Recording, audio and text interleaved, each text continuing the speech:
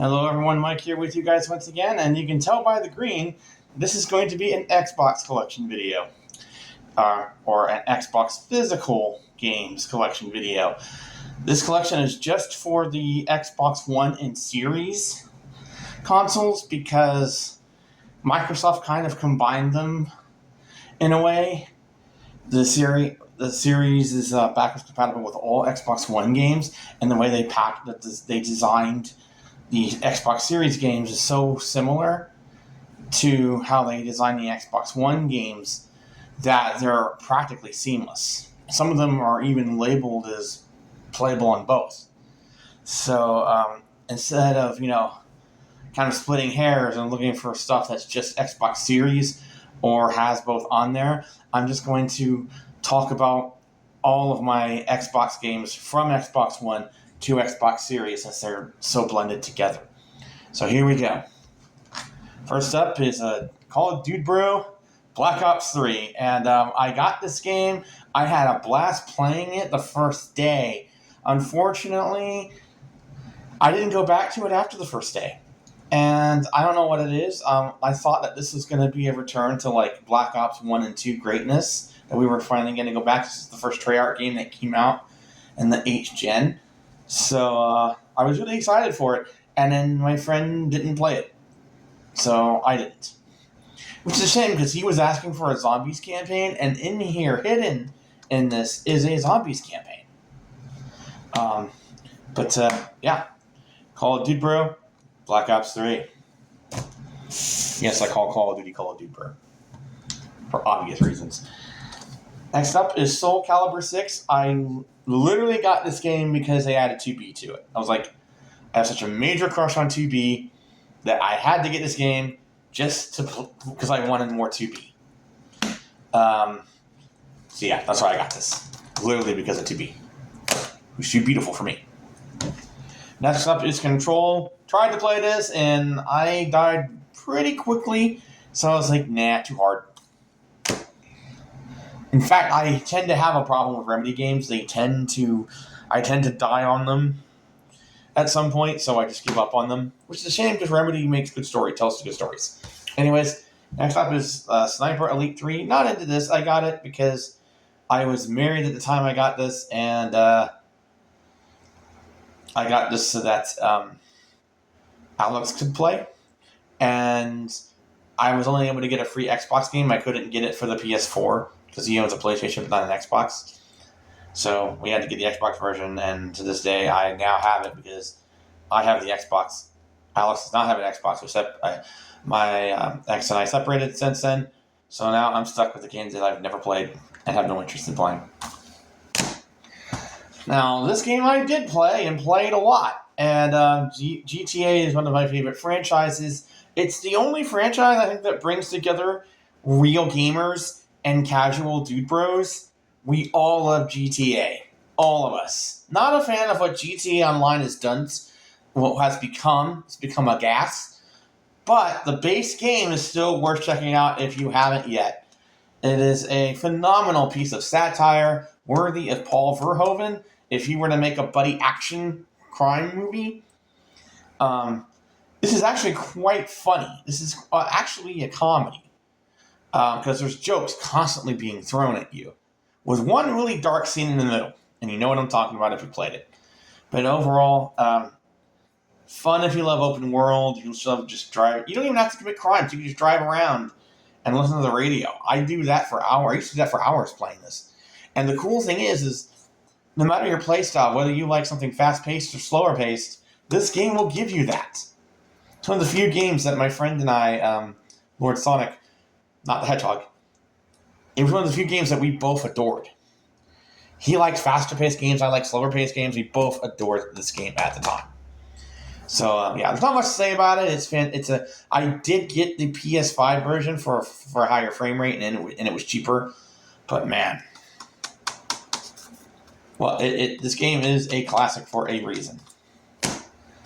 Next up is Star Wars Battlefront 2. And this game was not worth getting at first, but eventually, after several patches and getting rid of all the predatory monetization schemes that they had, this game eventually became and is now a worthy, fun multiplayer game. I don't know how many people play online, but this has bots. So if you're like me and you like easy bots and you just want to casually shoot stuff and you're a Star Wars fan, it's worth picking up just for that. Hopefully there's still a good player base that plays this. And if that's the case, if you like multiplayer, this is worth playing as well. I didn't really get into the campaign. For me, it's all about the multiplayer and mainly bots for me. Next up, and here is a great single-player Star Wars game, Jedi Fallen Order. It is basically an easier Souls game. EA kind of took the DNA of From Software and made it easier for people who like me who are terrible at games to get into that type of gameplay mechanic. So yeah, it was one of the first good single-player Star Wars games we had in a while at the time. Next up is Titanfall 1. When this game came out, man, what is so impressive about the design of this game, especially in Hardpoint Domination. Hardpoint Domination, of all the modes, I think showcases the strengths of this game the best. And the reason for that is because no matter your skill level, while this game is fast-paced, no matter your skill level, there's something you can do, get into, and be able to get some points and rack up some points. I like that. This is so well balanced in terms of its design, so creative in its design. There's two main mechanics: shooting pilots and robot battles. And the way that this is built together, I don't know how they did it, but they did. And while this had no single player, I was blown away when this game came out, and I loved that. You could either sit there in hardpoint and rack up points just by staying at the hardpoint, or you can run around and get the fast-paced action. You can also leave your robot if you wanted to. So in hardpoint domination, you can rack up points while running around or going to another hardpoint while keeping your robot at the original hardpoint you were at. Again, this game is it's much faster paced than your typical multiplayer, yet it's more accessible. That is not something you hear a lot. And of course, I had to have Titanfall 2, because not only does that continue the excellent multiplayer from the first game, you get an amazing campaign on top of that. It was a breath of fresh air because, again, this single-player campaign came out at a time when single-player campaigns and shooters were becoming less and less common. So it was a breath of fresh air. It was nice for them to finally include a campaign, and since Titanfall doesn't really have, just bots, you can play it with just bots, but you don't get the Titan action. You still get a single-player experience that the first game lacked, and it's worth picking up just for that alone. Just a single player alone, but you get that and a solid multiplayer. Hopefully people are still playing this, because this game needs to stay alive. Forget Apex Legends. It's just a standard battle royale. That game should not have done as well. We should have gotten Titanfall 3 instead. Titanfall, in my opinion, is way better than battle royales. Next up is The Witcher 3, and I would say either this or The Witcher 2 turned CD Projekt Red from a small indie developer into a major contender for game developers. This is an RPG about story and all of that. You hear that in BioWare, but I feel like this game in particular took RPG mechanics and elevated them to the point where Bethesda, because Bethesda hasn't changed, they are falling. The reason why I think Starfield fell behind is because CD Projekt Red came along, made this, and elevated the standards for RPGs to a level where people who were on the top of their game before now have to catch up. So that is what I think The Witcher 3 did, and that's what it should be getting credit for. Speaking of RPGs, The Outer Worlds. Obsidian used to be perceived as the lesser compared to BioWare and Bethesda. but they have gone on to be received far better.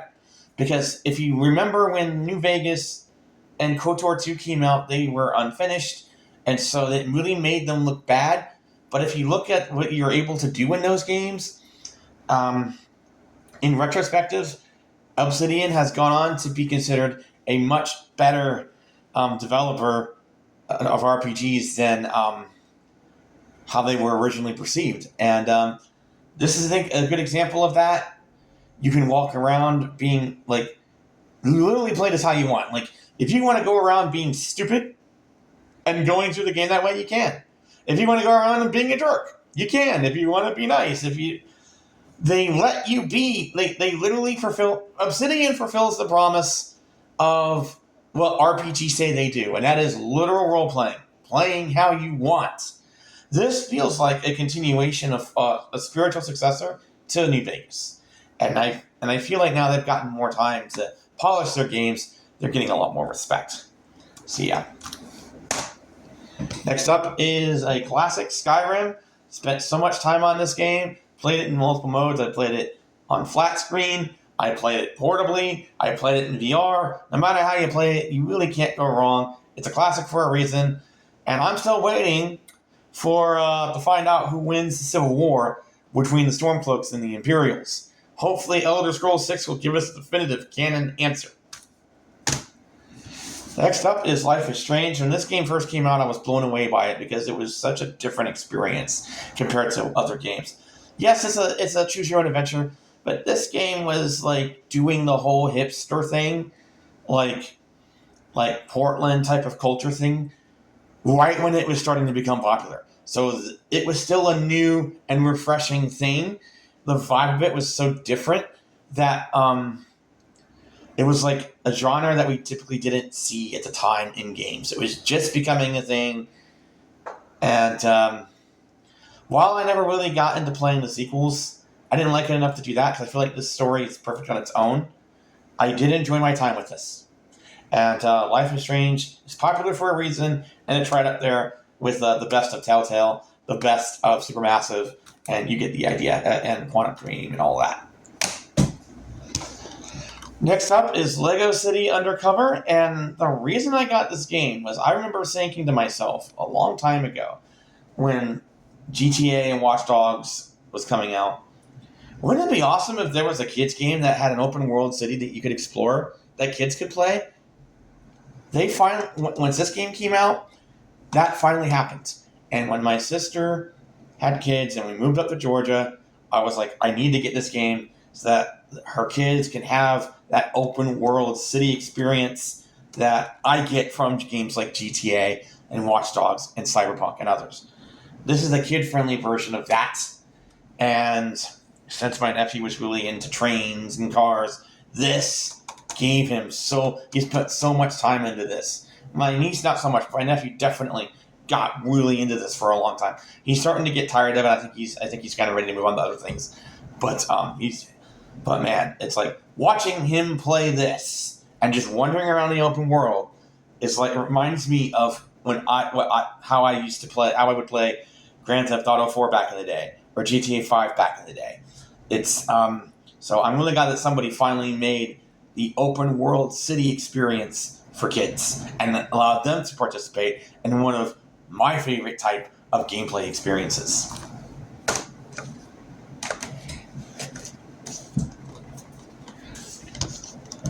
Next up is Tony Hawk Pro Skater 1 and 2. This is a remake of the first two Tony Hawk games.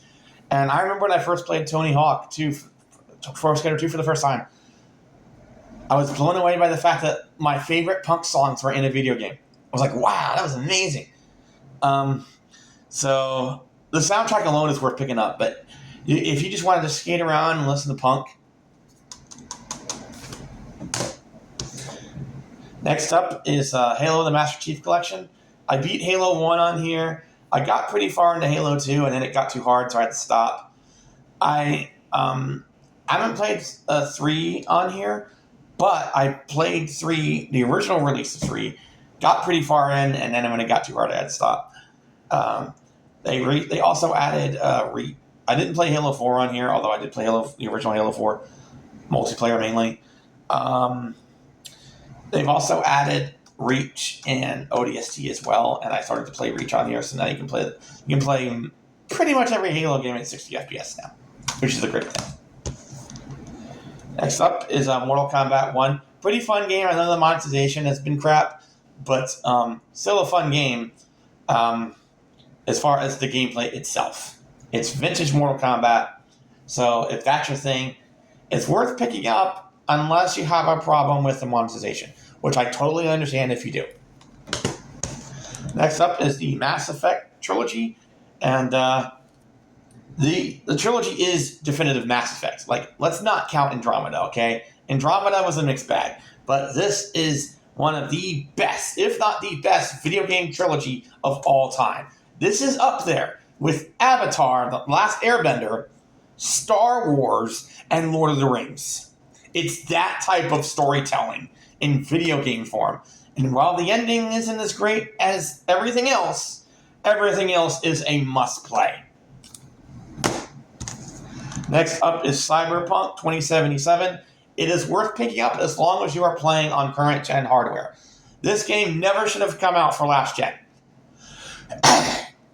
This game should be, and it should not say Xbox One on here. It should say Xbox Series only. Because this game can only work properly on current gen. Which, by the way, now that it's been fixed, it is great. I love the slow-paced noir, creepy atmosphere.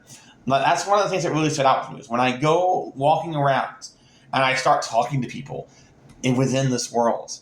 And it left me with such a sense of uneasiness. Just how dark and messed up Night City is. That is what stuck with me the most. And that's what Cyberpunk is. It's noir. It's noir told in a sci-fi setting. And I love that. So, yes. Next up is Disneyland. I like that this was originally released as just with a Kinect, but now you can play it without one. And I have to say, I love the outdoor sections because they mimic Disneyland to a T at the time. But unfortunately, the indoor sections are just mini games that aren't very good, and they're not well optimized for the controller. Really, if you love exploring if you love theme parks and like exploring Disneyland, this will give you that. I just wish that the indoor sections were the rides themselves, just like the outdoor sections were. I want the indoor section to be that too. Trust me, this game would be received a lot better. Next up is Batman Return to Arkham. This is Arkham Asylum and City, and for HGen. And the lighting isn't as good as it used to be, but it's still fun to play. Could have been a better they could have remastered this better, but these are still great games. Next up is Hot Wheels Unleashed, and I really like the concept of this. It's basically it's a standard racing game, but with Hot Wheels. And I think that's a really cool concept. Next up is Kingdom Hearts 3. Kingdom Hearts 3 does a great job wrapping up most of all the story threads that they built over the years, except they left one unanswered so that they can make a 4. And I wish I didn't do that. Next is probably the scariest E-rated game, or E10 plus. Scariest E-game of all time. Subnautica. This game triggers phobias in adults. If the thalassophobia is for real on this, they really went all in on the dread. Even though it's not a horror game, it is way scarier than a lot of horror games. Next up is Nier Replicant. This is actually the original Nier. Nier Automata is a sequel.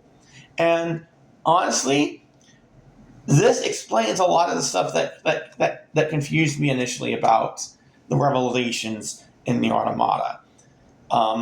I feel like in order to understand Nier Automata fully, you need to play this game first. You really should. Next up is Elden Ring. Not my type of game, but I will say I got more out of it than I thought. Because no matter how many times you start, you always find something. No matter how many times you restart, there is always someplace new to explore, and it's pretty fascinating. So yeah, while the game is too difficult for me, I didn't go back to it after. I played it for a little bit and then I stopped because it was too hard, as I knew it would be. I did get more out of it than I thought I would. So if you're considering this and you don't like difficult games, this may not be for you, but you might be surprised. If you're curious, give it a rental, borrow it if you can. Next up is Doom 2016, and I like this better than Eternal because it's way easier.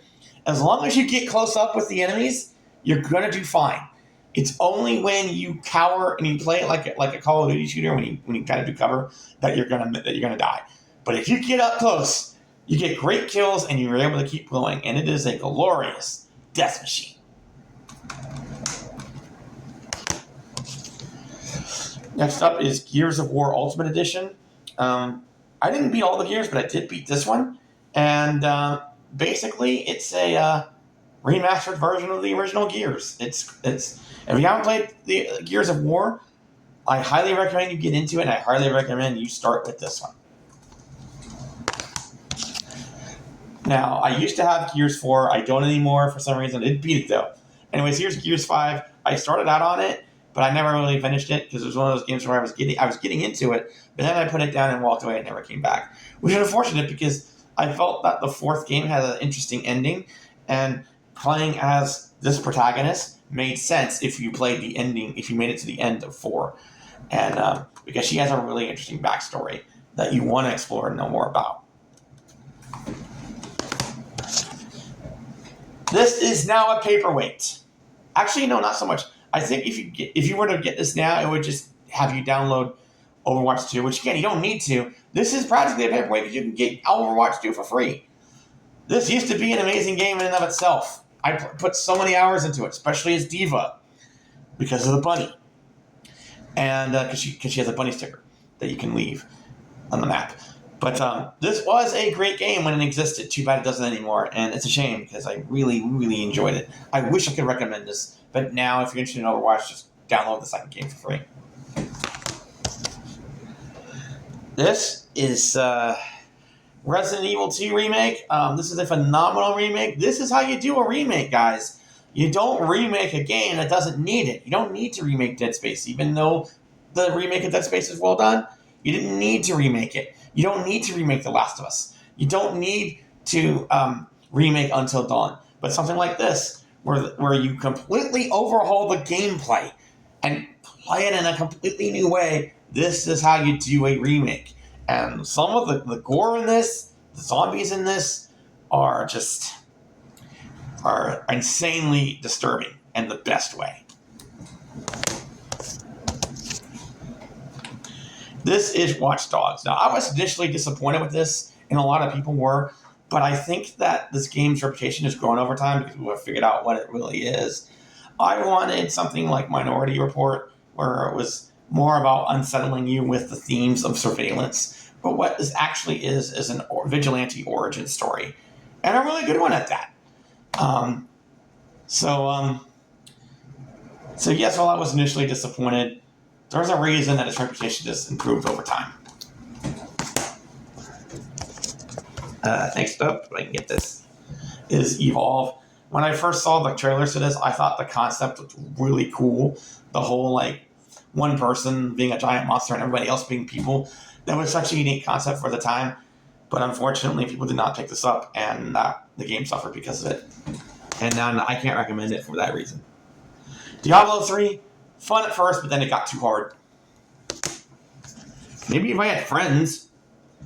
Next up is a must-use headphones game for the original Hellblade, Senua's Sacrifice. They made a sequel for it this year, which in my opinion was unnecessary. This is a masterpiece in and of itself. The way that audio is used really puts you in the main character's headspace, and it messes with you that way. And on top of that, you have these creepy environments and combat mechanics on top of the audio. Not to mention the animations on the soundtrack for this. So yes. Next up is Red Dead Redemption 2. I did complete Red Dead 1, but I haven't completed this one because of having to feed yourself, having to feed your crew, having the whole, I just want to get to the story, and the survival mechanics kind of gotten away from me. Which is a shame because I watched the story online. The story itself is great. I will say this about the story. This makes Red Dead 1 story better. I would actually recommend you start with this one first before playing the first game, because it's fun, because you really get attached to the game. So when Dutch is your enemy in like the original, in the previous game, it's much more impactful, I think, than it was originally, because you have this backstory to really elevate the material. And one final game here, if I can get it, is Street Fighter 6. This one's more recent, and I liked of course, the designs of the older characters are great, but I'm not too fond of the new designs. I think game creators have a hard time lately with creating new characters. The old designs are great, but the new ones not so much. But it's still a fun game to play.